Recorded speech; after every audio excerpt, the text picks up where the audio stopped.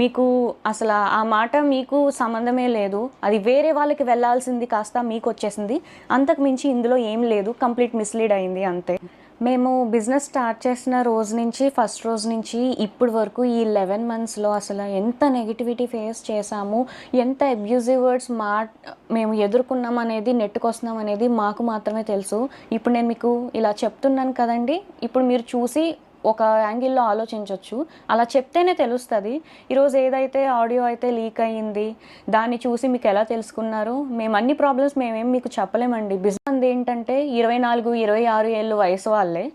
So వాళ్ళ life ఎందుకు spoil చేయడం, వాళ్ళ కెరియర్ ఉంటుంది సరే, ఏదో ఒక మాట వల్ల తీసుకొని ఎందుకు కెరియర్ రిస్క్లో చేయడం అని మేము ఏం యాక్షన్ కూడా తీసుకోలేదు, బ్లాకే చేసాము. బాగా ఎవరైతే మా తల్లిదండ్రులని, పేరెంట్స్ని బాగా ఇన్వాల్వ్ చేసి ఇష్టం వచ్చినట్టు తిట్టి ఇలా చేస్తేనే మేము ఫ్రస్ట్రేట్ అయ్యిడతారు. మేము అక్క కూడా అలాగే తిట్టడం జరిగింది.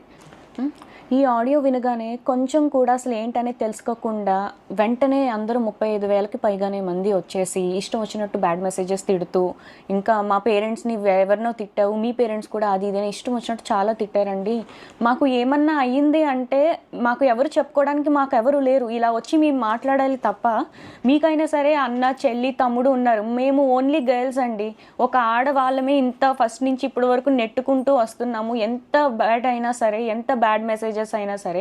ఎగ్జాంపుల్గా నేను మీకు ఒకటి చెప్తాను. మా నాన్నగారు చనిపోయిన రోజే ఒక అమ్మాయి, అబ్బాయి కూడా కాదు, ఒక అమ్మాయే మాకు ఇష్టం వచ్చినట్టు పచ్చి బూతులుగా బ్యాడ్ మెసేజ్ పెట్టింది.